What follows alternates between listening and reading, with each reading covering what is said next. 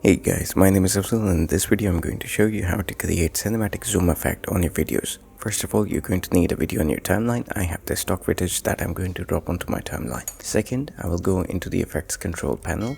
If you cannot see it, go to the windows and click over here. It will bring up the effects control. I will go to a point in the video where I would like the zoom to start up. I will toggle this stopwatch button on scale property and I will move it further a few frames and I will change the percentage to 150. Furthermore, to add a little smoothness to it, what you could do is go to the first keyframe and do the ease out, go to the second one and do the ease in. The smoothness of the zoom now versus before, you can see this is a lot more noticeable compared to the subtle movement when you ease out and ease in your keyframes.